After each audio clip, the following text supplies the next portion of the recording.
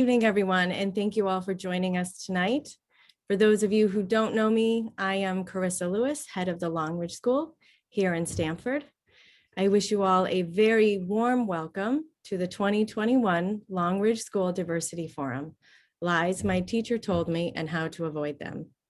I'm joined here tonight by Alice Knapp, President, and Susan LaPerla, Director of Public Services, both of the Ferguson Library, and of course, our esteemed speaker, Dr. James W. Loewen. I would like to take a moment to thank our partners for this event, the Ferguson Library, Domus Kids, and Stamford Stands Against Racism. And I must thank our sponsor, Synchrony Financial, for their generous support of this event.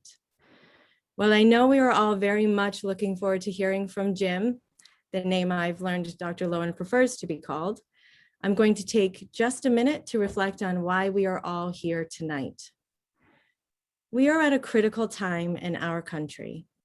Last year's killings of George Floyd, Ahmaud Arbery, and Breonna Taylor sparked unrest and a call to action, not just in our country, but all across the world, led in large part by our youth. This call to action has pushed us as a nation to work harder to better understand and acknowledge the inequity that exists in our country. We must first fully uncover it, acknowledge it, and understand it in order to take the important steps to dismantle it.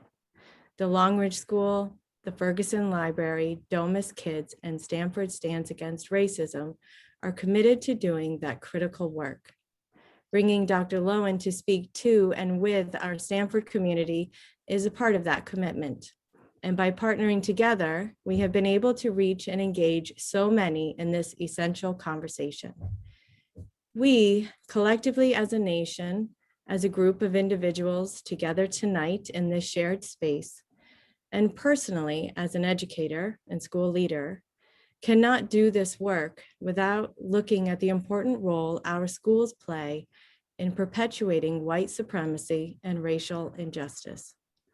For those of us on this Zoom tonight who are educators, I hope that after tonight's discussion, we can better answer the question, what can we do as teachers and school leaders to unravel racial injustice within our walls? And for those of you joining us tonight who are not educators, perhaps you can better answer the question, what should we as parents, caregivers, and concerned denizens be demanding from our schools? Now, I do need to turn this over to Alice, but I do want to add a quick note about the structure of tonight's event. Dr. Loewen will keep us wrapped and engaged for about 50 minutes, and then we will have some time for questions. Any questions you may have during the talk should be asked using the chat feature. Please remember that this forum is a safe space, and we ask that you are respectful when asking questions or responding to others in the chat. With that, I will turn this over to Alice Knapp, President of the Ferguson Library. Thank you, Carissa. Professor James W. Loewen is an acclaimed historian and best-selling author whose mission is to overturn myths and misinformation that too often pass for U.S. history. His gripping retelling of U.S. history, Lies My Teacher Told Me, Everything Your High School History Textbook Got Wrong, is the best-selling book by a living sociologist. Loewen has been an expert witness in more than 50 civil rights, voting rights, and employment cases. His awards include the first annual Spivak Award of the American Sociological Association for sociological research applied to the field of intergroup relations, the American Book Award for Lies My Teacher Told Me, and the Oliver Cromwell Cox Award for Distinguished Anti-Racist Scholarship. He is also a distinguished lecturer for the Organization of American Historians. Mr. Loewen, or Dr. Loewen, was the first white person to win the Cox Johnson Fraser Award in 2012 for anti-racist scholarship. As Carissa Lewis, head of the Longridge School, mentioned, any questions you may have during this talk should be placed in chat, and I see that we're getting a lot of chat already, so that's good. And please remember that this forum is a safe space. And now to Dr. Lowen. Thanks for that invitation, and thank you all for having me. I'm particularly happy. Well, I wish I were there in person. Let's go to the next slide, please. Uh-oh, if possible. I can't hear, and I can't see the next slide. Other than that, everything's fine. The next slide is a beautiful picture of Connecticut, and it makes me wish I were there. I hope I don't have to describe all of the slides as we go through everything. I can try. Here we go. Yeah, well, there's the beautiful picture, kind of. There we go. We don't need all that other stuff. There we go. All right. And I actually know Connecticut fairly well. I've spoken it's not a big state, but I've spoken all over it. I also have some history with it, even with Stamford. Stamford Amtrak station, but also a middle school in Stamford. I kind of did know which middle school a week ago, but I've forgotten now which one it was, which at the time my sister was the assistant principal of. She is now retired and in Arizona, but this caused me to be invited to speak to the middle school about what I'm talking to you tonight about. And I'm going to give one example from that talk that you'll see fits in, hopefully, with today's presentation. Okay, well, so I wish I were there in person. Of course, if I were there in person, you wouldn't be. I realize that. I'm glad we're maybe rounding the curve finally and getting back to where people can be in places in person. Because when we're discussing something as difficult as race relations and history and am I a racist and what do I have to relearn and I am tired of some of this, that kind of thing, it's a lot better, I find, to be there in person. But we'll do what we can. Okay, next slide, please. The first thing I want to, now you can see all of it, right? Somehow I'm seeing only part of it, but I think I can fix that. Let me fix it. No. View options.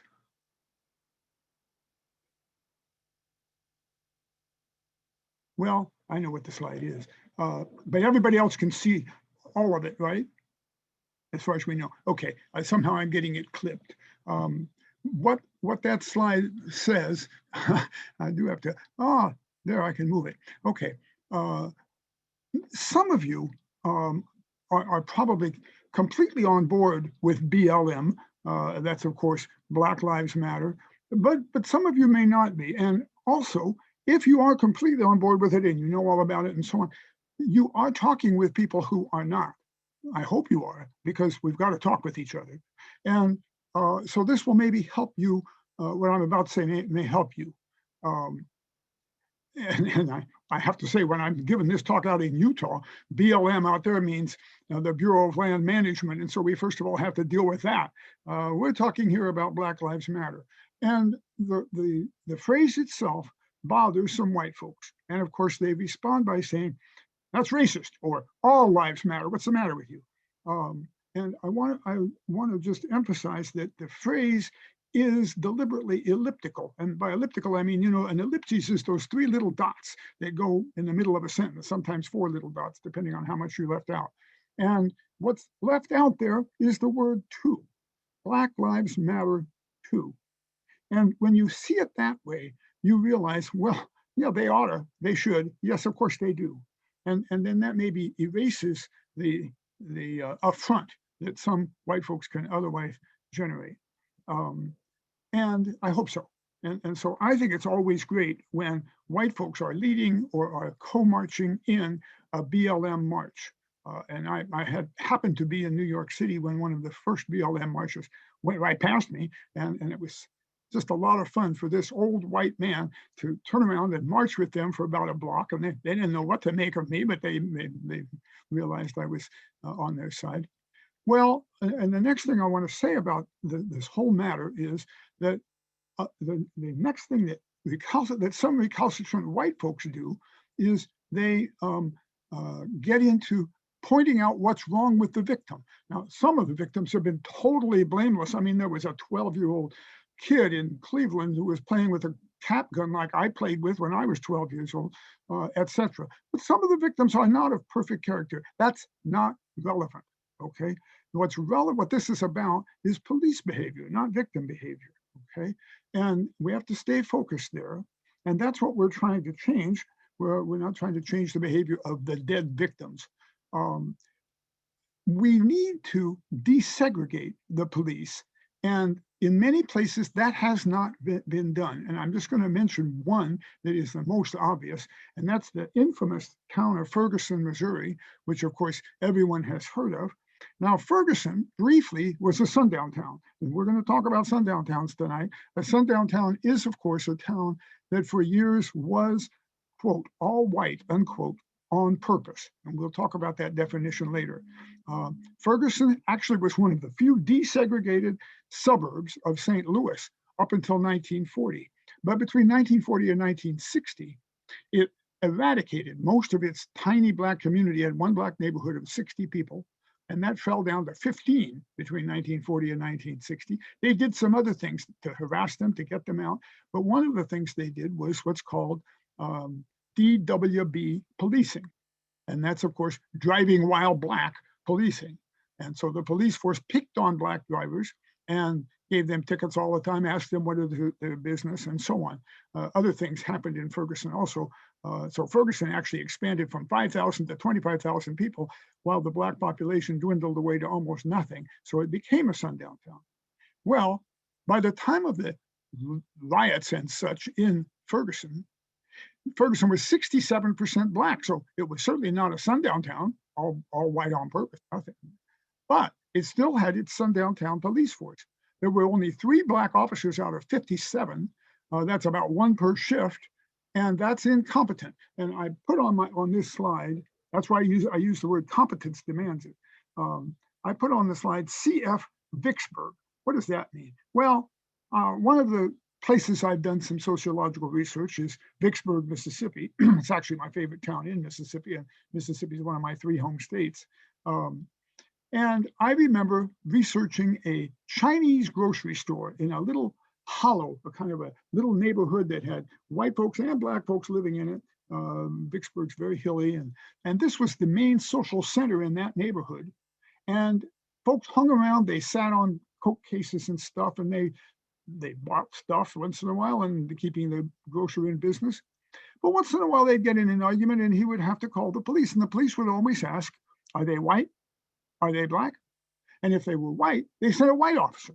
And if they were Black and having a fight or an argument, they sent a Black officer. Elementary. Well, if it's so elementary, in 1967 this was, then why couldn't Ferguson be doing it 3 years ago, right? Well, they couldn't be doing it because they had no Black officers.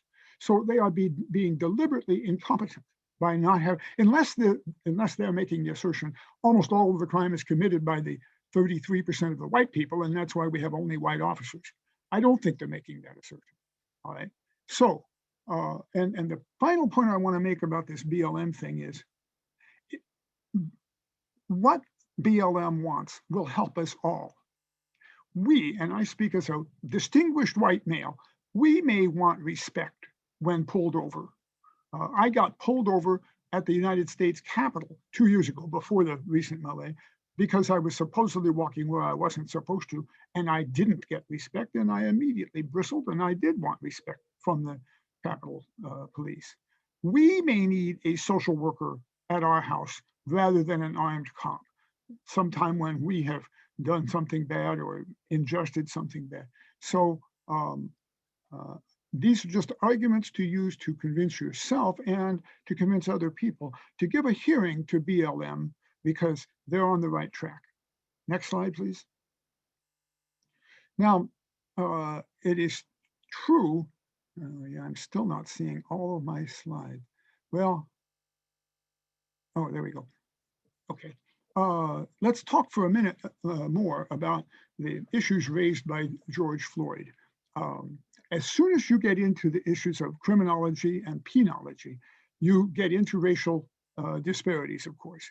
And it is true, I believe, I'm absolutely believe that Black folks commit crime more often than white folks. But it is also true that the ratios that we wind up with are absurd, that they don't commit crimes that much more often, okay? And that there's problems going on in each step of the judicial process that disfavor people of color, particularly African Americans, and in some places, Native Americans. In Mississippi, for example, Black folks get jailed at a rate, I'm talking rate now, of course, per 100,000 people, at a rate 2.5 times more often than whites, okay? So you might say, well, yeah, that's Mississippi. We knew they were biased. But we sociologists look at the upper Midwest, because the states bordering Iowa, pretty much, that is the states of Wisconsin, Minnesota, Iowa, South Dakota, and Nebraska, the ratio is not 2.5 times more often for Blacks. It is 10 times this often. That is, if you had an equal number of Blacks and whites in the population, 10 times as many African Americans are in jail as white folks, okay? So obviously something sociological is going on because it's affecting all these connected states. It doesn't respect state borders, so there's something going on there in the upper Midwest. And next slide, please. The next page shows what this looks like. I mean, that's a ratio of 10 to 1. That's the ratio for Iowa, okay? Terrible. All right, what about Connecticut? Next slide.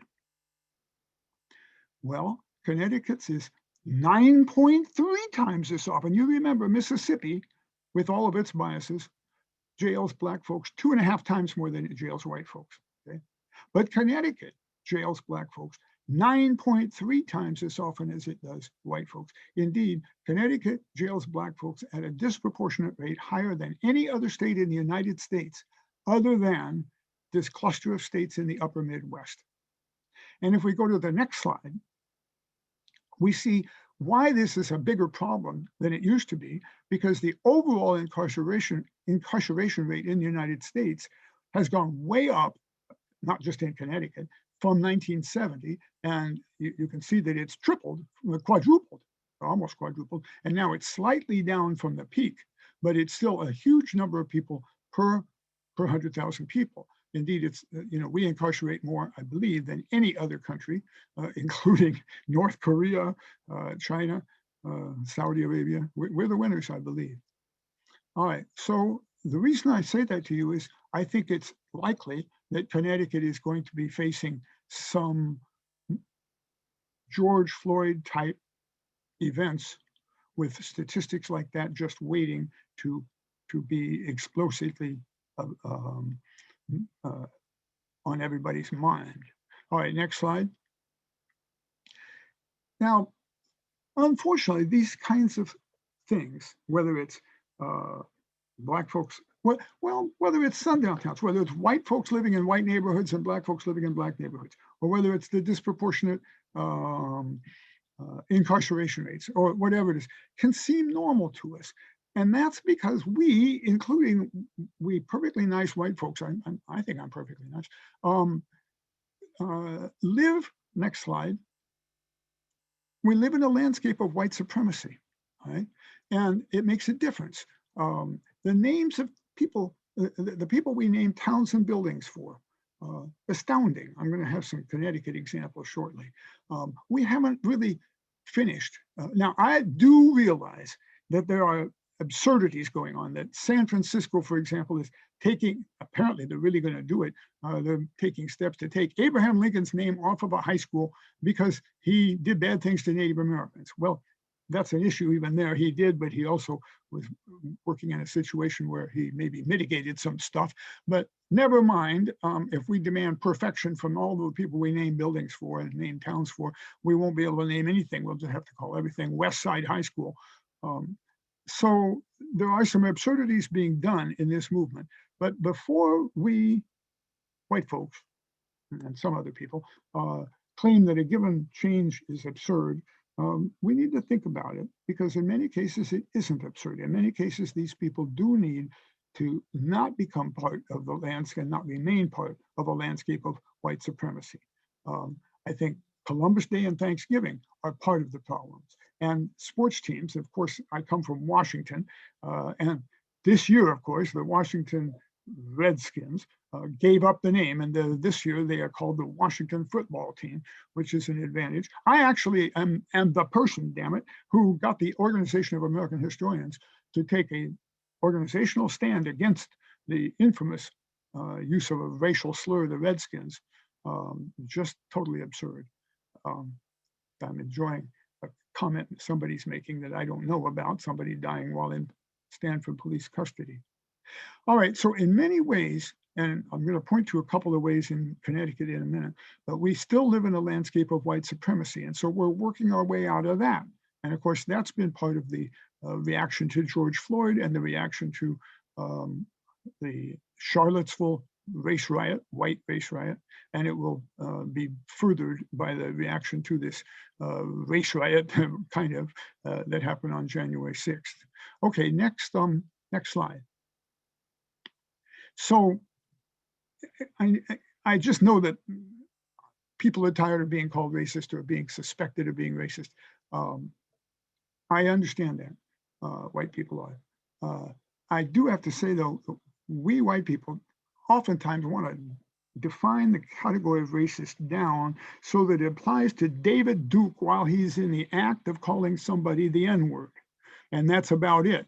Well, that won't do. Let's, next part of this slide, just hit right.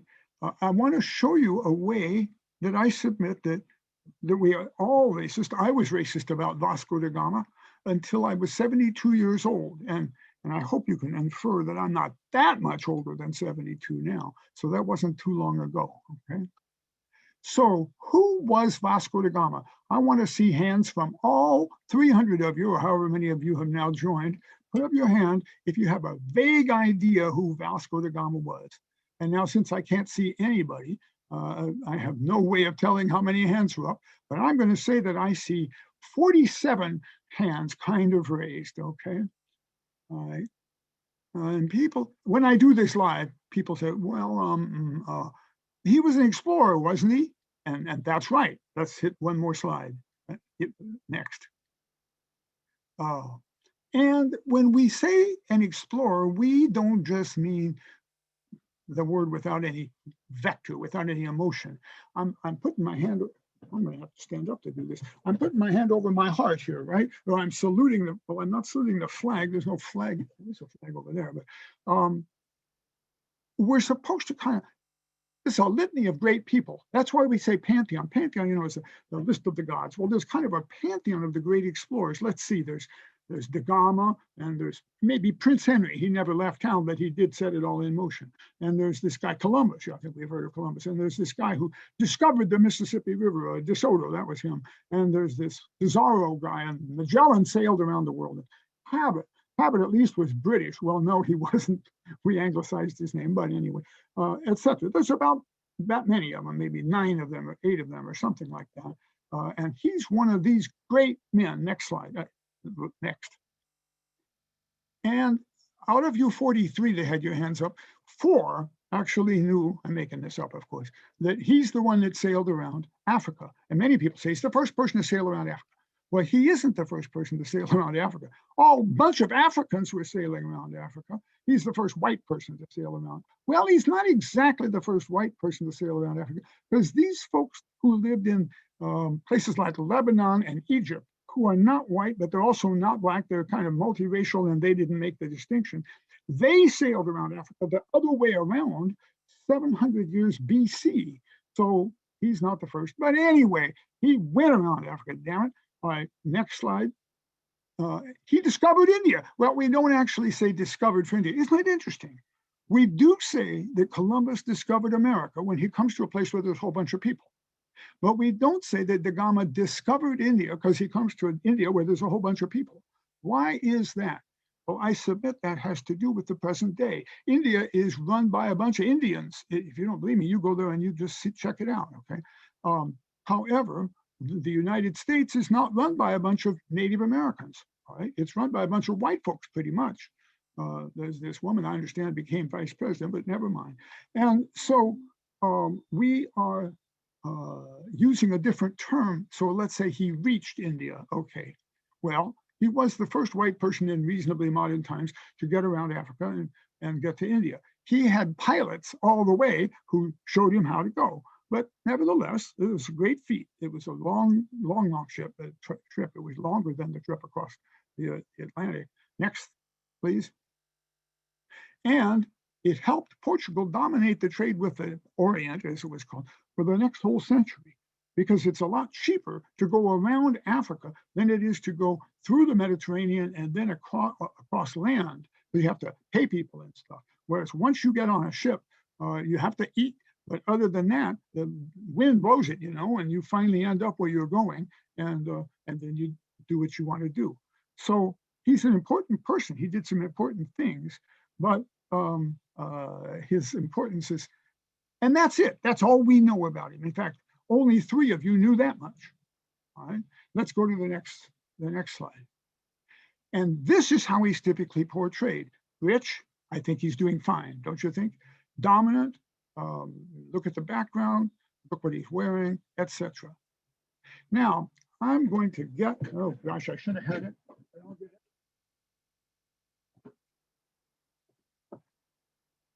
This is my book. I think I'll hold it up. You're going to see it too. It's called Lies My Teacher Told Me About Christopher Columbus. And it's a useful book because it's got a poster in it that teachers can use in middle school and high school to stick up on the wall October 1st, a little ways before Columbus Day. And the poster has all these quotes from textbooks, and each quote is paired with an original source that shows that the textbook is exactly wrong. And therefore, if you can't believe what the textbook says about Columbus, and we haven't even gotten to the United States, we haven't even gotten to the people we care about, like George Washington, then maybe we need to think about what they sell us about the next thing they're going to tell us. So it gets students thinking critically. Well, I want you to think critically about Vasco da Gama, because I'm going to read you something that, as I say, was completely new to me until I read it when I was 72 years old at the Library of Congress. And it's on the web, and it's not that hard to find nowadays. The question to be asked of all of these explorers is, what did they do on the second trip? All right. On the first trip, he goes over there, he finds this big city, Calicut, in southeastern India, and he does some other stuff. He finds Mogadishu, which is a city in Somalia, blah, blah, blah. He tells the crown about it, and then he gets outfitted to go back. Okay? And he goes back with the whole flotilla. And here's what he does on the second trip. This is just part of what he does. I'm going to aim this light at me better. You're not going to see me too well for a minute. This is from a Portuguese account, actually, of somebody who got there shortly after the fact, but he got it. He's almost an eyewitness. Okay, he goes to the city of Calicut, and he shells it because he's having a disagreement with the ruler.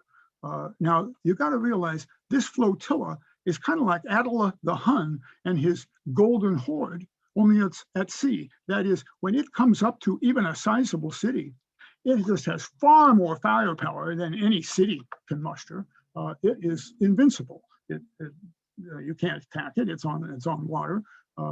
So he demands that they start trading with him, that they shouldn't trade anymore with the people they've been trading with, who are the Arabs, the Moors, the people immediately to the west, because they follow the wrong God. They are, of course, Muslim, and because the Portuguese tell them not to.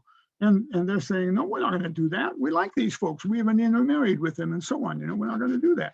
And so he shells them and then withdraws to let them think about it. And then while he's withdrawn, a batch of Moorish ships, about 20 of them, come in from the west. They don't know this is going on, and they're going to go to the port. And so they tool over to the port.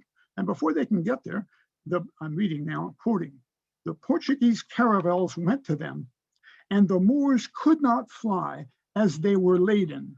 Okay, you understand, they've got heavy loads, so they can't fly very well. And the caravels brought them to Da Gama. He then ordered the boats to go and plunder the small vessels, which were 16, and the 2 ships, in which they found rice and many jars of butter and many bales of stuff. Then Da Gama commanded them to cut off the hands and ears and noses of all the crews, and to put all that onto one of the small vessels. When all the Indians, he's now calling them Indians, had thus been done to, he ordered their feet to be tied together, as they had no hands with which to untie them. This is so serious and so sad that I sometimes actually break down in front of a class of students while reading it, and I think that's okay. I mean, you know. And in order that they should not untie their hands with their teeth, he ordered his crews to strike upon their teeth with staves, and they knocked them down their throats. And they were thus put on board, heaped up on top of each other, mixed up with the blood which streamed from them. And he ordered mats and dry leaves to be spread over them, and the sails to be set for the shore, and the vessel set on fire. And there were more than 800 Moors, and the small vessel with one religious leader and all the hands and the ears was also set on shore under sail without being fired. These vessels went once on shore, where many people flocked together to put out the fire and draw out those whom they found still alive, upon which they made great lamentations. Now, that's a serious matter, all right? We didn't learn that. Did you learn that about this man, da Gama? And that's not even the worst thing he did. I'm not even telling you the worst thing he did, all right? This is a shock and awe. This is done on purpose so that these people are going to not listen anymore to Muslims, and they're going to listen to the one true religion, and by God, Portugal is going to be dominant. And it kind of worked. Right? He was hated throughout India, but he was also, of course, feared. If we haven't learned that, but we did learn that he was in the pantheon. I've got my hand over my heart again. And we did learn that he's to be revered and he's to be, I submit that's learning history right, rather than learning history right. Okay, I think that this is an important thing to learn, and something like it happened with most of the other explorers. De Soto did something like that in in Mississippi to Native Americans. Columbus did something like that on his second voyage to the West Indies, etc. And we got to face up to it. I mean, my gosh, it happened many years. I don't even know why this guy is in American history books, because you know, he never got to the Americas, but somehow we're just supposed to feel good about him because he's one of the pantheon. And so he is in American history books. And if we're going to put him in the pantheon, then we got to tell this. And if we don't, we're being racist. We're not telling good history, and we're not telling it because it doesn't look good on us. And so there's some identification, and this is the stupidest. But I mean, you know, why would I have to be identified with this guy, Vasco da Gama? Next slide. So all of what I read you is in that book, and it is a good teaching tool, but it also teaches some stuff about Columbus that I want to bring you to your attention, and one thing in particular. Let's go to the next slide and see if it's next. I don't even know if it is. No, I want to mention this book too. This has 100 chapters, 100 very short chapters, and it makes it pretty useful. It's fun to read, and it makes it also pretty useful if you are teaching even middle school kids, because you can ask them to read a 3-page chapter, and they'll get some of the essence of what they maybe need to know. Well, I was talking about public history, and that's of course what this book is about. Our public history, what our names, what our historical markers on museums and so on get wrong. Next, please. And everybody needs to understand, everyone, that every piece of public history, in fact, really every piece of history, is a tale of two eras. It's a tale of what it's about, and it's also a tale of when it went up. It may even be a tale of at least 3 eras, but 2 for sure, okay? What it's about and when it went up. And I have seen 7th graders learn this fact, and then I've seen them go to a monument and go around to the back and push the grass away and look at, see where it went up. And they then are learning twice as much about this Civil War monument or whatever it is, because they're learning what it says about 1863, but they're also learning about something that it makes a statement about in 1908, whenever it went up. All right, let me show you a fun way to learn this. Next slide. Oh, a couple of terms. Historians call what we're doing right now historiography. And I want any of you who are teachers, if you don't know this word already, I want you to learn it tonight, okay? It's basically, at this point, I actually call on people, and I can't do that. But I actually call on somebody rather than even let them raise their hand, but I call on somebody who I think will know. And they say, well, it's the story of the writing of history, and that's good enough. In fact, simply, some people can't hear me. Is that on my end? Okay, it's not on my end. Well, I won't speak any louder then. I won't speak any quieter, but some people can hear me fine. Okay, so it must be something on your end. So historiography is then the study of the writing of history. Graphy has to do with autograph and so on. Who wrote this historical marker? When was it written? What difference does that make? Who didn't write it? Who is it aimed at? What is it aimed to do? Those are questions of historiography, and they're very, very important.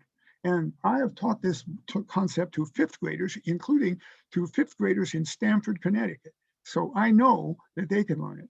I'm not sure second graders can. I've never tried to teach it to second graders, but anything over fourth grade, maybe, or fifth grade can certainly learn it. And then another two terms I want to contrast: nationalism against patriotism. And we'll see how that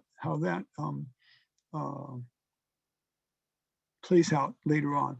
I submit that we need to reclaim the word patriotism, whereas we don't really need bland or blind nationalism. All right, next slide. I want to say that all of this stuff is that I'm talking about just now is in this book, which is aimed at teachers, but you don't have to be a teacher to get this book. Teaching what really happened. It's kind of the antidote to lies my teacher told me, if you think about it. And so I do suggest that some of you might want to, you don't have to buy it. I'm not trying to flog it. Get your library or your school library to get it, and then you read it first. They'll tell you when it comes in, and then give it back to them, and then it's on the shelf, and that's there for other people. Okay, next, please. So I tried to look at every historical marker in the United States, at least every state historical marker, for my book, Lies Across America. And of all of them, I failed because of New Jersey and Texas, but never mind. Of all of them, this is one of the most beautiful, maybe the most beautiful. This is, of course, a piece of slate carved into the shape of the state of Idaho. And this is in Almo, Idaho, in southern Idaho. Next slide. It's also the most false. Here's what it says: Almo, Idaho, dedicated to the memory of those who lost their lives in a most horrible Indian massacre, 1861. 300 immigrants westbound, only 5 escaped. Erected by S&D of Idaho Pioneers, 1938. Now, every monument is a tale of 2 eras, but this is a tale of only 1 era, because there's an excellent, he recently died, but there was an excellent Idaho historian who dedicated years of his life to proving that this massacre did not and could not possibly have taken place. 30 people were not, 3 people were not, it never happened at all, okay?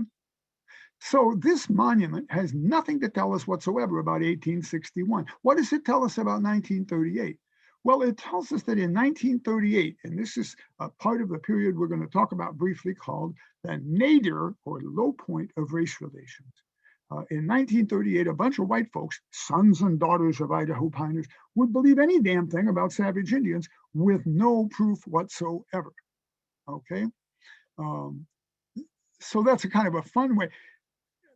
Almo won't take it down. They've been trying to get them to take it down. I think that the State Historical Society should say, we want it, and put it up in their museum as an example of the culture of 1938, with a big sign saying, what does this teach us about 1938?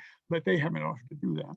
And here they have it decorated for Christmas. It's an interesting concept, the Christmas massacre. I'm not sure why they would do that. All right, next slide. So now we're talking about the nadir of race relations. A bunch of you have not heard of that, except maybe just in the concept of, well, there was this thing called Jim Crow down south. But the nadir of race relations, the low point of race relations, was much worse than just that. We have a kind of overall storyline that we tell about American history, and it is this, or maybe I should do it this way for you, I'm not sure. We started out great, we've been kind of getting better and better automatically. Wait a minute. That's not true. We did get better sometimes, we got worse sometimes. And in race relations in particular, from 1890 on, we got worse and worse until around 1940. And this doesn't fit with our narrative, and therefore the textbooks just leave it out. We got worse in the North, we got worse in the South, and part of it is these terrible historical markers. Well, you can read the rest of this. I'm going to have to skip some things because I knew I had prepared too long a talk. So you'll have to have me back somehow. That would be fun for me. All right, next slide. So some of the Connecticut markers and monuments went up during the nadir of race relations. And one of them is founded 16 blank, like for a given town at the edge of town, such and such town, founded 1639. What's the matter with that? Many of these towns, especially every single one that ends in field, like Plainfield or Greenfield or Springfield or whatever, but many other towns too, were actually Native American towns. And white folks moved in. I mean, it's a lot easier than having to clear the land yourself, find the spring, get some good water, etc. So these markers at the edge of town, they're little things. They're not very consequential, but they give a bad impression. They should say something like founded, and then you stick when the Native Americans probably founded it approximately. Let's say the best you can do is maybe circa 6,200 years BP before the present. Resettled by whites, 1638. A different flavor you get then, okay? Also, there's markers up and down the state of Connecticut about the Pequot War and King Philip's War, and many of them aren't accurate. And the most astounding thing, I think, was the fact that there was John C. Calhoun College at Yale. I played a role, and I'm happy to have done so, in eradicating that name. Imagine naming John C. Calhoun had worse influence on race relations than any other single person in the history of the United States. And to name, and this happened in the nadir, it happened in 1937, that Yale, he's a Yale graduate, he must have been great. Well, next slide, please.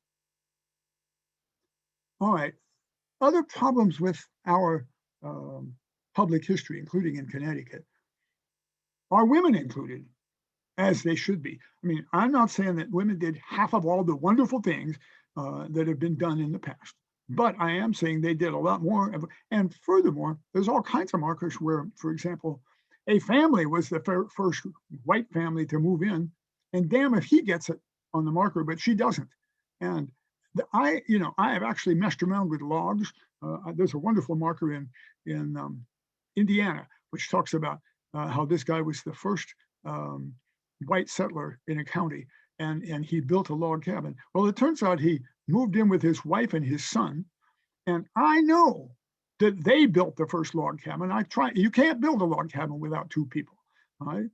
And the idea that he leaned forward to breast the tape, so he beat her when they crossed the county line, I think they were the first in the county, white people, rather than, all right, how about sexual orientation? Now, this is an interesting one.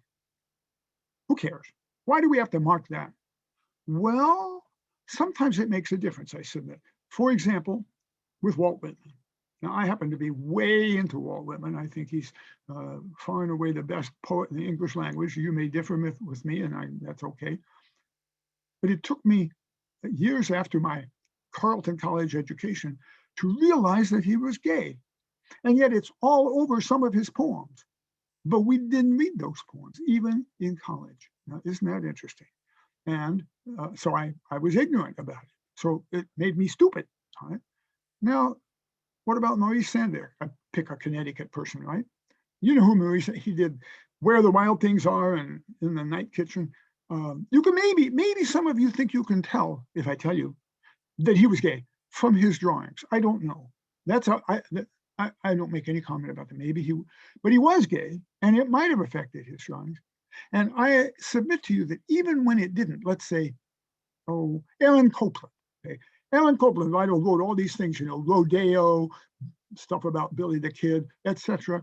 He's actually a New York Jew who is gay. All right.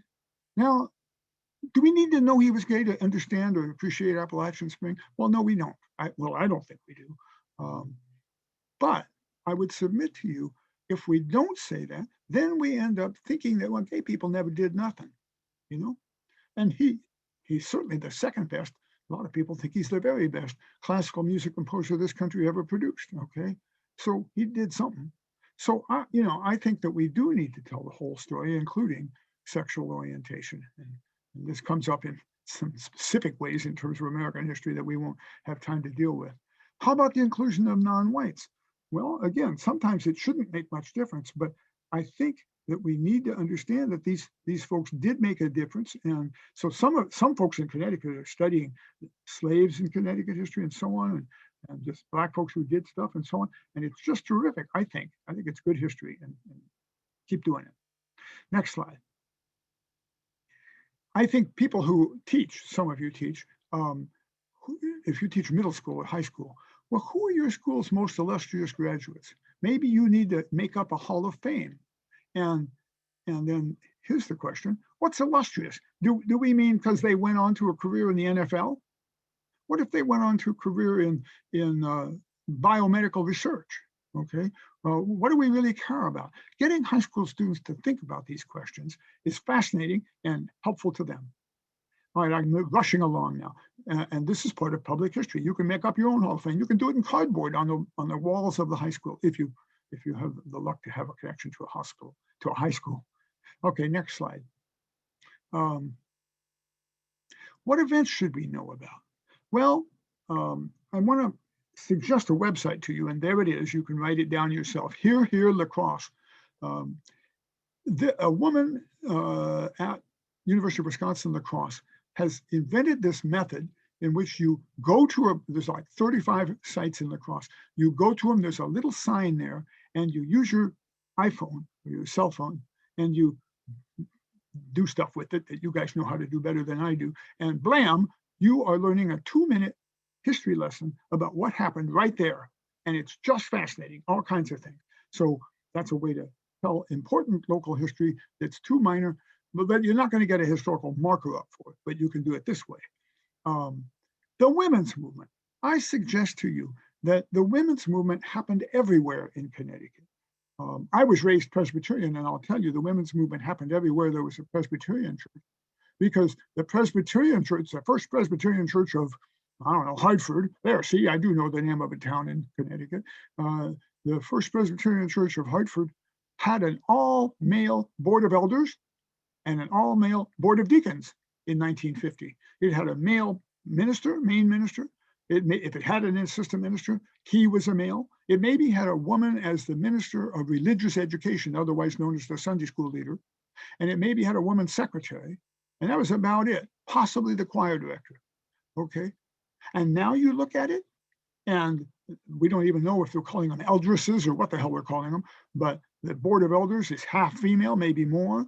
The board of deacons is over half female. The main minister may be female. The whole thing is completely transformed. And Presbyterians keep good notes. So if you want to study the women's movement in Hartford, one way to do it is at that church. And it's very interesting. You will find that there's some women opposing this. There's some men who did it because they had to do it because they're the only ones voting, right, at the beginning. And so it's a fascinating, important thing to study, but you can study it locally. And if students start studying stuff locally, they really learn how to do history, and they learn who opposes who, they get into the causation and stuff, and it's fascinating. The Korean War is another one I push because it's getting to the limits of, people getting old, Some people say it's the forgotten war. Well, some families did forget it. It didn't affect them much, and that's part of the story. But some families in your town lost a parent, lost somebody important, or had them completely transform their lives because of it, and not necessarily for the better. So again, students can do wonderful history, and then they can do studies on the nearest sundown town. I'm going to skip ahead now to almost to sundown towns. Next slide. Okay. What is a sundown town? Well, a sundown town is a town that is all white on purpose. You will see I put all white in quotes. I don't even have time right now, I'm sorry, to tell you why that's in quotes, except to say you can literally have one white family in a sundown, excuse me, one black family in a sundown town, and it's still a sundown town, okay, for sure. All right, when did they come into being? Mostly between 1890 and 1940 during the nadir of race relations. They were still being added until 1968, including in Connecticut, where not in the South, all right? Almost all of, in fact, all of the movies that treat sundown towns put them in Mississippi, all right? And that's not where they were. They were in Connecticut, they were in Illinois, they were in Oregon, places like that. I had no idea. When I went to write a book, Sundown Towns, and I did, being from Illinois, I was going to do more research in that state than any other single state, although I've done a lot in other states. I thought I would discover 10 sundown towns, maybe in Illinois, maybe 50 across the country. I had no idea. I am now at a count of 506 sundown towns in Illinois alone, which is 70% of all the towns that there are in Illinois. A similar percentage went sundown in Oregon, in Pennsylvania, and in most other northern states. Astounding. Next slide. The only picture of many, many, many, many towns, Manitowoc, Wisconsin, for instance, had a sign at the edge of town well into the 1960s. And it said, I'm not going to say the N word. I may once, but not for Manitowoc. It had the N word, and then it said, don't let the sun go down on you in Manitowoc, okay? We don't have that sign. We don't have a photo of that sign. The only remaining sign I've been able to find is from Connecticut, and it is this sign, whites only within city limits after dark. It is from a Connecticut town. We're not sure which town. It was purchased in New York City, okay? Not too long ago, incidentally. And I got the picture made of it, and that's the picture on the front of the book. Next picture, next slide. All right, I want to give you a bibliography about sundown towns in Connecticut, okay? First of all, there's this very interesting novel for young people, Burning Up. Have you read it? I'm not seeing hands up. So Alice, make sure your library gets it. Everybody make sure your library gets it. Read it. I find that the young adult or the teeny bopper literature is more fun than the stuff written for old people anyway. So this is a very interesting novel. Gentleman's Agreement, a very famous movie, won the Academy Award in 1947 for Best Picture. This is about the movie by which Darien, Connecticut, continued to keep out Jews, okay? And even after it won the Academy Award, and there's a novel that came out just before with the same title, even after it won the Academy Award, Darien didn't change. It still kept out African Americans and Jews. By the way, it had 120 African Americans during this time, but 120 of them were live-in servants. That doesn't count, right?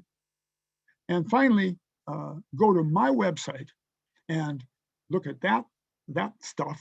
That's my map.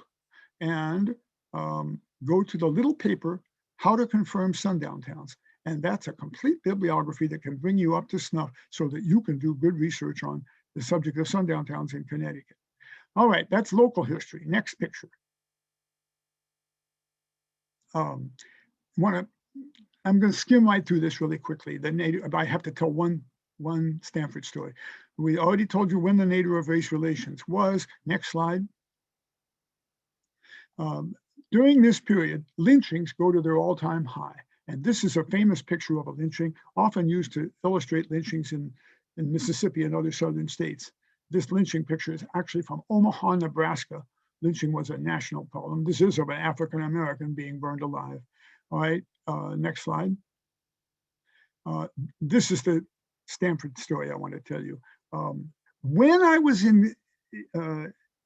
involved to teach at this middle school in Stamford, the plan was I would teach the first middle school in 6th grade, I think it was, social studies class. That met at an ungodly hour, like 7:40 in the morning, or I don't know, 7:15 or something. I met for 50 minutes. Then I taught the next one, and then I taught the next one. Finally, at the end of the whole day, I had taught all of them, so I would have taught the whole 6th grade. And the assistant principal who brought me, she says to me before we start, now what are you going to do with these kids, Jim? And I said, well, I'm going to show them this picture, and I'm going to show them the lynching picture, you know, some of these pictures and stuff. And I got questions to ask them and so on. And she said, oh, Jim, do you have to? Well, of course, then I did have to as a result of that conversation. But it caused me to invent a really good teaching idea, which I did right on my feet there. Yeah, you missed the name of the middle school. Me too. But anyway, I started out by saying, some people tell me that sixth graders are not mature enough to handle what I'm about to show you. I didn't say it, was your own assistant principal that told me that. What do you suppose happened? They were twice as mature as you and me. And when I got to this picture in particular, which was early, this is a picture of the nadir, if you will. It's an ad for cream of wheat. And you can see that this little white boy is whipping this old black man. He's not hurting him, but he's whipping him. And this is supposed to make you feel kind of good and want to buy cream of wheat in 1916 when the ad came out. All right. And so I said, I had to help him with the caption. The caption is, "Get up, uncle." And I had to point out, this man is not the kid's uncle. Uncle was a term of quasi-respect that we used for older and more senior Black people during the nadir. We wouldn't want to call them sir or mister because that implies they're fully human. So that's where we have Uncle Ben's rice and Aunt Jemima pancake flour. It's a term of derision in part. But once I got that done, they were just as with it as anybody else. And I asked this question. I said, now imagine that you're that little boy. But 40 years have passed and you're now 40. What do you think he is? 5? And they agreed he was about 5. So you're 45. And you're going through stuff in your grandma's attic and you come upon this picture. What's your reaction? I had no idea what would happen. And a little white kid, right about there where I'm pointing, put up his hand and said, "Ooh, what was I thinking?" And I thought that was brilliant. I thought with those 4 words and a ooh, he had demolished the whole thing. At the end of the day, the assistant principal asked me, "Oh, how did it go?" Meaning, what mess have you created for me to fix now? And I told her that reaction, and she said, "I knew they could handle it." But they could handle it. And I submit this is a really good teaching idea. When I do a teaching workshop for you guys, I'm going to expand on that later. Okay, next picture. So this happened during the nadir. Okay, this is a KKK march in downtown where we just saw a different kind of march down Pennsylvania Avenue. These folks were marching from the Capitol in 1928. Okay, we actually did see KKK people marching into the Capitol on January 6th. Next picture. And this is my picture of the racism curve. I have so much to say about this, and I'm not going to say it. I just want you to look at it. We got to talk about this, and we don't have time, so I'm going to skip it, except to say you can see the nadir of race relations in the form of this big hump in the middle because it's a mark of racism. So, of course, racism goes up when race relations goes down. So if it's the nadir of race relations, it's the high point of racism. And you can see that we became more racist during this era in our thinking than at any other point in our history. And that's where sundown towns were formed. All right, next slide. There's a picture of the nadir in terms of Native Americans. Next slide. Another cause of the nadir was immigrants, especially issues with Chinese immigrants in the West and issues with people from Southern and Eastern Europe, including Jews and bad places like Italy and Russia and stuff coming in through Ellis Island in the East, and issues of racism and stuff that the Democrats fomented. The Democrats were the party of overt white supremacy, you know, during the nadir. Okay, and the third cause, next slide. The third cause of the nadir is imperialism. And here's a picture of imperialism. And incidentally, there's at least one of these in Connecticut. This is a Spanish-American War Veterans Monument. And you will remember that the Spanish-American War lasted 89 days. And you will see that on this monument, it lasts 5 years. And there's a story there that we don't have time to tell, but it is nothing but bad history and bad race relations. And we got to fix these things. This is part of our landscape of white supremacy. Next slide. So legacies of this terrible era, 1890 to 1940, distorted history in all of our minds, distorted history about Vasco da Gama, distorted history about the Spanish-American War, distorted public history. I just showed you several examples. Sundown towns, and this whole business about terrible police behavior and the exclusion of Black folks from the police forces. Those are just some of the legacies of this terrible era. And yet most of us don't even know the name of this terrible era. That's terrible. All right, next picture. What can you do about it? Those of you who are among the 300 that came, or whatever, however many came. Well, first of all, you can give your teacher, if you're a kid, you can give your teacher my book. If you're a parent, you can give your kid's teacher my book. I get all kinds of wonderful emails. The best email I ever got, the shortest one too, just about, was, "Dear Mr. Lowen, I really like your book, Lies My Teacher Told Me. I've been using it to heckle my teacher from the back of the room. And my friends all like the book too. And if I could get a good price on it from the publisher, I could sell it in the corridors of my high school." Well, we had some interesting correspondence about that. Everybody needs to know about the nadir. We need to know that we are not talking about injustice going back to slavery time. We are talking about injustice going back to, say, 1940, or much more recently even. I mean, I've talked with people who themselves, for example, I talked with the very first locomotive engineer, Black locomotive engineer in the United States in the 20th century. He got hired in 1970. There wasn't one before him, okay? Now, how are you going to make it if you can't be a locomotive? You couldn't make beer in Milwaukee. You couldn't work in a department store in the Loop in Chicago, you know, in the 1940s and 50s. So we're not talking about disabilities going back to slavery times. And there's ways that students can show all these things. Okay, next slide. What can you do about sundown towns? Oh, I hope that some of you do this. I hope with all my heart. Email me. You have my email address. It was the first slide, jlowen@uvm.edu. Confirm one. And I've already showed you how. It's at my website. Students can research this. You can spark change. There's all kinds of stuff that you can do to cause change in sundown towns in Connecticut. All right, let's see if there's another slide. Let's go next. Hey, there isn't. Well, good. We ended with a call for action, which is how I wanted to end. It is 8:05. I was supposed to end at 8.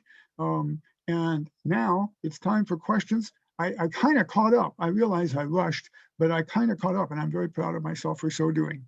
Now, can we have some good questions? I mean, that didn't come out right. Any question you ask is going to be a good question. The only bad question is the question that you don't ask and then just sits there.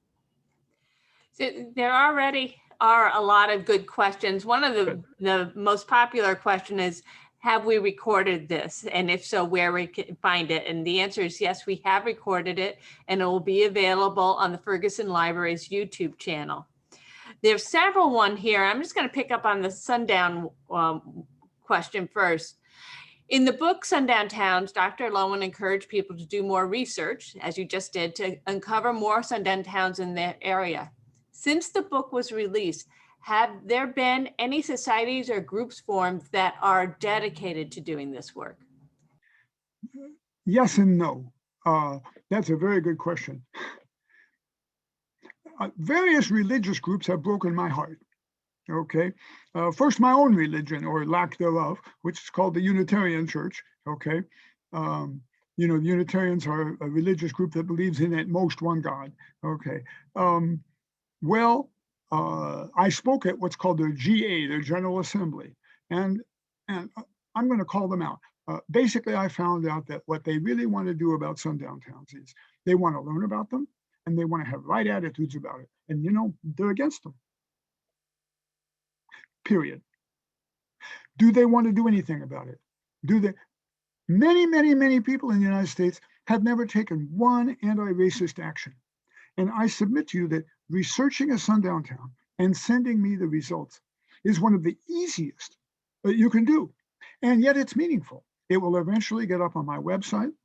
You can make it get up on Wikipedia, and then somebody else will take it down, and then you can put it back up, and there's an appeals process, and it will stay up. And you can make a difference just there. You see, there's a three-step process, three-step program that sundown towns, I call them recovering sundown towns, and my steps say 9 steps over AA. This three-step process that sundown towns need to take. There's other things they could do, but this is one way to get over it. They need to admit it. We did this. We did this, and it was wrong, and we apologize. We did this, and it was wrong, and we apologize, and we don't do it anymore. And the third statement needs to have teeth. Well, if you go to my website, you'll see that an increasing number of towns have taken these steps, and it's kind of cool. And the first step, we did this, is made easier just by you doing the research. There's 3 6th grade boys in East Central Ohio that think they confirmed the 3 little towns that they live in that are near each other. 2 of them they didn't quite nail. They didn't get good enough information, but they're probably sundown towns. The third one they did nail. And they entered this into National History Day, and they won an excellent, and they got to go to the national at College Park, Maryland, and they won an excellent, and that'll help them get into college 5 years later. They did great work, you know. Well, your 6th graders can do this too, okay? And that gives us information that helps the sundown town itself transcend its own past. Even if you don't take it the next step, and it's easy enough to, it's not easy, but it's doable to take it the next step, to get some people lined up in the town who want to do something about it. Let me tell you a very fun fact. After George Floyd, you know, the BLM movement got resuscitated and it's still in its resurgence. And so now here I am I'm not going to use the N word, but I'm going to repeat other people's use of it once. So you get ready for it, but I have to, because I'm calling them out for it. Anna, Illinois is one of the most disgusting sundown towns in the whole world, because it was named for a woman named Anna in 1854, but in 1909, it drove out its Black population. And somewhere after that, it became known as, and here it comes, absolutely no niggers allowed, okay, ANNA. And people outside Anna knew it that way, and people inside Anna. It's still called that, and people still know it in Anna, and it helps them stay racist, all right? Well, these 2 young women, I think one of them is African-American, I'm not sure about the other one, they invented a BLM march in Anna, and they changed the slogan to absolutely no negativity allowed. Isn't that cool? And they hoped to get 20 people, and they got 180 people, and they had a successful sundown town march in Anna. Well, if Anna can do it, and take some steps then to get beyond being a sundown town, then so can towns in Connecticut, for heaven's sake. You mentioned the Black Lives Matter movement in the very beginning and just now. And one of the very first questions is about the Black Lives Matter and the talk that it is part of communist ideology, that it is corrupt. Have you heard that? And what do you think about that? Oh, well, people have been calling movements for racial justice communists for ever since communism got invented, you know, so I guess that would be ever since about 1860 or so. And I know of no communist connection to BLM. BLM is a fragmented movement, you know, right? It's not exactly a top-down movement. The 2 people that ran the BLM thing in Anna, Illinois, they don't have any connection that I know of to BLM and the BLM march that I was in for 10 minutes in New York City, etc. So I think that that's just it's literally a red herring, isn't it? That is, I think that's what we mean by red. I don't know where the phrase red herring came from. And I guess if you get a pack of herring and one of them is red, that's a bad or something. I'm not way into herring myself, but anyway. So I would kind of disparage, forget about that. But the issue isn't, of course, whether it's a good movement or whatever. The issue is that we have a white biased public history. We have a white biased textbooks. We have white biased towns, you know, Oh, I got one more book I want to recommend. This is a Connecticut book also. Um, The Children in Room 3L. Do you know this book? This is by, I believe, Susan Neil, Neill maybe. Susan for sure, and it's The Children in Room 3L. One of the reasons I have to recommend this book is because it made me cry twice. This is a book about a classroom in Hartford. And Hartford is the damnedest city. Well, it's the capital city of the richest state in the United States in terms of per capita income, right? Hartford has never had school desegregation. So it has had tremendous white flight, but it wasn't caused by school desegregation because they didn't have any, all right? It's just the thing to do. White folks think is, somehow we want to impose a 42-minute commute on ourselves. I don't know why. But so white folks left, and there's a bunch of poor people in Hartford going to school, Black folks and Latinos, Puerto Ricans, and so on. I know, I've spent some time talking with them. And so has this book, the author of this book, she's in his classroom. And so they have a coordinate class that they, like pen pals, that are out in the suburbs. I think they're in the eastern suburb. Of course, they're overwhelmingly white. And once a year, they go out and visit them. I don't think it's ever happened in the history of the world that the white class has ever come in to spend one day in the black building in Hartford because they're afraid they'd be raped, murdered, and killed, which they wouldn't. But anyway, and so at one point, and this is one of the 2 times I cried, they get on the school bus. They live in Hartford. Any of you been to Hartford? Hartford is on the Connecticut River. All right. The Connecticut River, in fact, forms the eastern boundary, and it's not very far from downtown. It's right there. Right. They get on the bus and they go across the Connecticut River, and the children have never seen it. That's how deprived they are. And they think it's wonderful. They stand up in the bus and they give the river, a standing ovation. All right. Now, that's poverty and deprivation, and it's of course also segregation. And I know you have the interesting lawsuit going on, the O'Neill, what is it? O'Neill lawsuit. Now I'm thinking it's Susan something else. Well, it's the children in room 3L. I know Susan pretty well, and I'm embarrassed that I've forgotten her last name. I think I stole O'Neill from the lawsuit somehow. I think there are 2 synapses.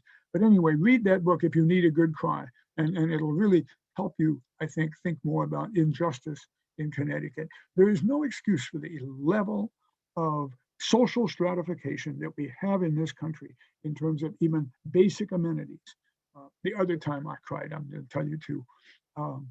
These kids living in New England, they have never physically seen or been in the presence of a $5.95 yellow plastic sled that you can get at any Walmart or whatever. Okay, so they can't go sledding. Other questions? I say, I think this is our last question, but it's appropriate because, and I know you're going to be doing some workshops, but not all the teachers will be able to attend. So do you have any suggestions on how to teach how slavery and racism is structured in a systemic way? Yes, indeed. I hate to wave a book at you, but I did write it. This is the book, and you only have to read, you should read the whole book. But I wrote the first essay, and it's called Teaching and Understanding and Teaching American Slavery. And you don't need to buy it, get your school to buy it or something like that. It's edited by Bethany Jay, J-A-Y. And I wrote the first essay, and it's called something like How to Teach Slavery K-12 and high school and college. And I have a bunch of suggestions there about how to teach slavery. And I also got to say, there's a bunch of teachers in Connecticut who are already doing local history on slavery. That's pretty cool to add in. That's going beyond what I even talk about. But I talk about, one of the things is you absolutely, when I do a workshop, and I will do one for you later, I say you don't want to teach the textbook. You want to teach 30 to 50 topics that you think are important, that you think have meaning for the present, that you think nobody should leave middle school or high school without knowing something about. That's what you got to teach. Well, and slavery has to be one of them. If it isn't, I mean, you can't have a totally arbitrary list. You cannot not have slavery, because then you are making the statement that it's not one of the 30 to 50 most important topics in American history. And it is. It simply is. And so it has all kinds of relevance to the present, including the disparities by race. They ultimately trace back not just to the nadir, but in fact to slavery and to the ideology of slavery, which is, of course, racism. And so the textbooks actually halfway decent on slavery, but they're terrible on racism, because racism isn't over yet. I mean, slavery, we did fix it, so we can treat it better. But racism is still ongoing and has relevance to the present. Well, the textbooks don't want to have relevance to the present, because then that makes them controversial. But you want to have relevance to the present, because otherwise your class is so boring, and furthermore, it's meaningless, doesn't have no use. So those are some of the things I would say real quick about teaching about slavery. And I say some other things a little slower in this essay. Jim, about those. Didn't answer any more questions. It's only 8:18. I just wanted to add the history teachers, that are doing some really great work, as you mentioned. I wanted to point out their blog if people want to look at it, the CAIS Northern Slavery History blog. And we do have a teacher workshop coming up with Jim, Tuesday, March 30th. And you'll be able to register for that, teachers, through the CAISED.org website. Any teacher can do it, right? Any teacher anybody can go can, through. Yep. Yeah. Mhm. Maybe we can get another 400. Mhm. No more questions, huh? That's it. The one question that we've had several versions of is, how do you feel about the rebranding of Aunt Jemima, Uncle Ben? How do you feel about the monuments in the South and taking them down? Or I should say now, after seeing those signs in the North as well. Yeah. Generally, I'm in favor of removing the Confederate monuments and the other racist monuments, because they are almost all of them. Well, the ones that went up during the nadir are in places of public dominance. They are typically at the state capitol or at the courthouse. They say, we own this space, and they did. And almost all of them went up with overtly racist statements at the time that they went up. Okay, if you go onto the web or YouTube or Google, and you Google James W. Loewen, and you Google Richmond, and you Google Confederate Monument, you will get a YouTube of me at this day-long symposium in Richmond about what to do with Richmond's Confederate monuments, and it's wonderful to see it now, because what's happened, of course. All of these monuments are down or are coming down, and all kinds of things happen to them. But at this time, this was just before Charlottesville, and Charlottesville was such a major. I'm going to give about a 3 minute. Can I give about a 3-minute answer? Because this shows the problem. All of these monuments went up in Richmond after 1890, the first one in 1890 of Robert E. Lee, and then the rest of them go up between 1890 and 1917 or so, 1918. I'm talking about the monuments all along Monument Avenue. All of them are products of the nadir. All of them are triumphant. Lee's horse's feet are 40 feet up in the air. Lee's horse is a Sylvester stallion. You get the pun? He never had a horse like that. This horse has muscles on its muscles. It doesn't look like Traveler at all, okay? This is a triumphant horse on a triumphant monument way the hell up, okay? And it doesn't teach any history at all. It says L-E-E. It doesn't even say he was the head of the Confederate Army. You have to know that. You have to bring that to the monument. It says L-E-E. That's what it teaches, okay? So what it teaches is, ooh, look at it way up there. Isn't that impressive? That's what it teaches, okay? Now, when you get into Lee, you find, of course, first of all, that the Confederacy seceded on behalf of slavery. It did not secede on behalf of states' rights. And we have to go into that at length, because that's been mistaught during the nadir and up until 3 years ago. I know, because I've been teaching it right, and I've been doing referenda on this all across the country, and people get it wrong. And now, just in the last 3 years, we've finally made some progress on this matter. But we would not, it's not correct to say that the Confederacy, in fact, seceded against states' rights. absolutely against states' rights. And they said which rights and which states they were against. Connecticut was one of the ones they were against. Okay, so we get the history all wrong about the Confederacy. It isn't triumphal, and we shouldn't be honoring it with all these monuments. And they're nothing but racist, and they need to go to a racist park, maybe a Nader Park that has a big dome and says, here's the Nader of racial relations, and gives you some historical markers, monuments about, texts about it, and then you go in and you see these things. This is what they did in Hungary, for instance, with all their Marxist monuments, with the Stalins and their Hoxha's and the communists from Hungary and Lenin and so on. They're all in one park, and you can go look at them there. Well, that's what we need to do with our Richmond monuments. Well, the mayor of Richmond was then and is now black. He's the same black man. He wished the group well, but he said removal is not on the table. This was 2 months before Charlottesville. Okay, I managed to get myself to be the last speaker on purpose, and I put removal back on the table. And so I want you to go listen to my talk. And 14 minutes in, I tell a joke. It's actually a funny and very funny joke. And I did it on purpose to bring the neo-Confederates in the group, because I knew they were there. I could even see them, and bring them into the conversation. I actually said something positive about them and made this joke, and they laughed. And they did, and that helped. That's why I'd like to be with you in person. I mean, that helps make us one. And so I accomplished that. And then I told the whole story. And you can actually see in the question period that I influenced at least one of the neo-Confederates who because you can see that in what he asks. But anyway, then came Charlottesville, and suddenly everything changed. I was also on the Baltimore Commission to deal with the 4 Baltimore Confederate monuments. Baltimore didn't even secede, but it had 4 Confederate monuments and 1 United States monument. Okay, what to do about them? Well, we just barely managed to get the commission to admit that we could maybe move 2 of them.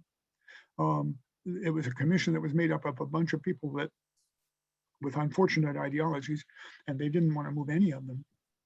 And then the 2 days after Charlottesville, all 4 of them are gone. And why is that? Because Charlottesville changed the rhetoric, and suddenly it became good government to take them down because they are points of conflict. Well, of course they are points of conflict. They're going to be points of conflict as long as we are not all racist. If we're united in white supremacy, then there's no conflict. But when we are not, then there's going to be conflict with these statues that celebrate white supremacy. And so they're going to get painted. They're going to have BLM painted on them. Bad things are going to happen to them. The city is in an infinite process of fixing them if they decide to fix them, or leaving them unfixed. Anyway, so there's more to be said than that, but I think all of these Confederate ones, including the 2 in front of the Mississippi State Capitol, that's the deepest south that you can get. And I lived in Mississippi for many years, and it's one of my states. It's got to go. They've got to go, and eventually they will go. I don't want them destroyed. They will go to some outdoor museum place where they will be adequately contextualized and say, what does this teach us about 1912 or whenever they went up? And they have a lot to say about that. A lot more than LEE. It's not as if they taught us anything, as they are. Well, that was, thank you. can go on for another 20 I'm glad minutes. we asked Just that on one more that question. Okay. Wow. Well, I don't want you to email the questions that you didn't get in, but you could maybe come to the teacher workshop and pretend you're a teacher. And, Yes. I'll deal with you then. Yeah. All right. I hope you do. Thank you again for having me. It's been Thank you a so delight. much. This has been incredible, very eye-opening and thought-provoking. I think we all have a lot of homework to do, but you have really inspired us to do that work. So Well, I look thank forward you. to some more good stuff coming out of Connecticut. Well, we need to do it. We need to do the work. Well, you got lots of sundown towns to identify. Most of them have not been identified. So if there's a town that is overwhelmingly white for decade after decade, that's suspicious in and of itself. I didn't realize that. I thought, why do Black folks have to go everywhere? Who said they ever have to do that? But it turns out that there's almost not a single town. There are a couple, almost not a single town that is all white, but almost all white for decade after decade, without there being force behind it, without there being cause, not necessarily a formal law being passed, but action by the police. Well, that town that has the sign up that you saw, whites only in downtown after dark. The fact that that sign stays up, that's an action by the city right there, even if the city didn't put it up, right? Yeah.